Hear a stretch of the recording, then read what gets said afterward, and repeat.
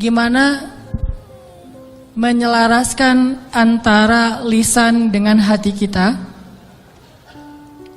sehingga bisa terjadi banyak keajaiban dalam hidup kita. Ini kisah-kisah yang tadi kita dengar adalah bukti gitu. Orang kalau selaras antara lisan dan hatinya pasti terjadi keajaiban. Kalau ketika kita berdoa hati kita yakin seutuhnya kepada Allah, pasti Allah gak akan ngecewain kita. Gak mungkin.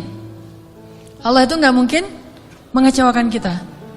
Allah sendiri kok yang berjanji, wa idza sa'alaka ibadi anni fa inni qarib ujibu da'watad da'. Itu Allah yang bilang, ujibu da'watad da'. Aku tuh dekat. Artinya berharaplah kepadaku gitu. Dan aku akan mengijabah setiap orang yang meminta kepadaku. Jadi Allah sendiri yang berjanji akan menunjukkan keajaiban, mengabulkan permintaan-permintaan yang baik dari hambanya, sehingga tidak perlu kita ragu, Allah gak mungkin ngecewain kita. Begitu kita berdoa yang selaras di hati kita, yakin kepada Allah, Allah akan tunjukkan. Itu rahasia paling gampang untuk hidup bahagia, untuk sukses, untuk dapetin apa yang baik-baik yang kita harapin. Contoh, kalau mau ngelamar seorang cewek,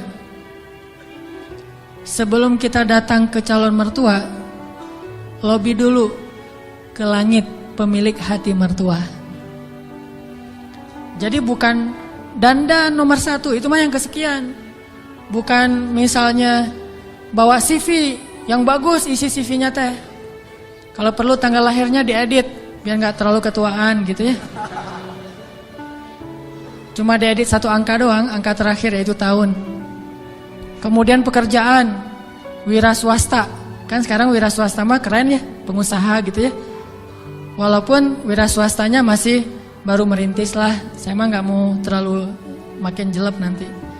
Wira swasta, jualan apa misalnya, apa aja lah. Apa aja dijual gitu. Yang penting tidak menjual harga diri.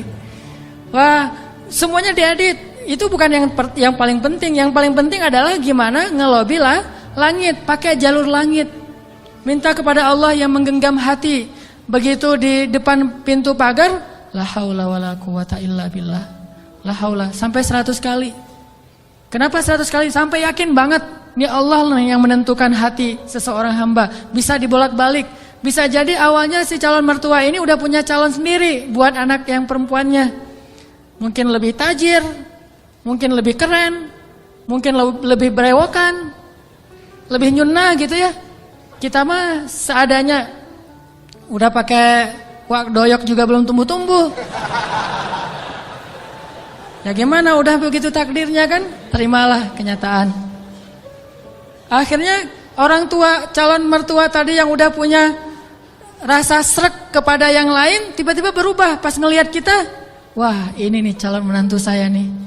Kita baru mau ngomong, udah tenang aja. Kamu bukan hanya akan saya berikan anak saya, juga domba-domba gitu ya. Kan la haula wala quwata illa billah. Dikasih modal nikah, dikasih mahar, disiapin semuanya, dimudahin banget. Kenapa? La haula wala quwata illa billah. Itu lebih penting daripada mahar, lebih penting daripada bawa kendaraan apa walaupun minjem, lebih penting dari apapun. Lobi Allah dulu, pemilik segala hati hamba. Itu berlaku banget. Jadi kalau selama ini masih belum beruntung, berarti kurang la haula wala quwata illa billah.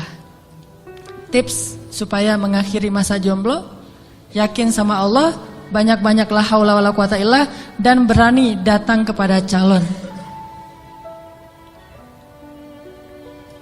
Kalau kata seorang pelawak,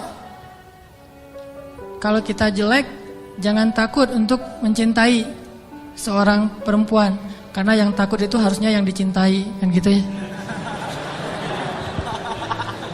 Kita mah nggak usah takut, yang dicintai yang takut. Yang datang ke saya kok wajahnya gini. Tapi itu mah cak lontong. Jarine cak lontong. Oke. Sama juga kalau misalnya seorang istri pengen membujuk suaminya. Membujuk ngapain nih? Membujuk tambahan saldo. Ini udah akhir bulan nih, tanggal 31, pakai la haula wala quwata illa billah. Itu ngaruh banget. Sambil senyum, sambil la haula wala quwata illa billah. Oh, ngerti mah, besok ditransfer gitu ya. Gak usah bilang, "Pak, uang bulanan," gak usah. Bilang aja la haula wala quwata illa billah. Lobby Allah sehingga dia jadi sayang sama kita, dikasih lebih. Jalan ke mall, lobby Allah supaya dia sayang sama kita, dikasih lebih. Jadi dibeliin apa. Ini semuanya karena kita yakin sama Allah yang Maha Kaya. Saya pernah dulu di tablik. Awal-awal saya dulu hijrah dari hidup gak jelas menjadi agak jelas. Saya waktu SMA juga masih belum jelas. Suka sama cewek tapi gak pernah disukai. Mungkin saya mirip dengan kata-kata Cok Lantong tadi kali ya. Suka, alhamdulillah gara-gara saya gak diterima, akhirnya saya gak pernah pacaran. Itu bukan karena saya gak mau pacaran, karena nasib aja. Jadi akhirnya gak bisa pacaran. Nah, pas sudah jelas gara-gara datang jamaah tablik berdakwah di sekolah saya, akhirnya saya masuk ke tablik yang khuruj 3 hari, 40 hari. Di tablik itu ada pelajaran tauhid yang menurut saya bagus ya, inspiring gitu. Kalau kita lagi makan nih, kan makannya tuh rame-rame tuh, pakai talam gitu kan, makan rame-rame. Terus ada petugas khidmat namanya yang ngasih-ngasih lauk, nasi, ikan segala macam. Jadi SOP di tablik, kalau kita lagi makan, mau minta tambahan makanan, nasi, ikan atau lauk, itu nggak boleh minta kepada yang khidmat. Kita ngomong, Allah, ikan, Allah, datang tuh ikannya. Wah, ini ikan, Masya Allah, Allah kasih datang ikan. Di situ belajar tauhid tuh.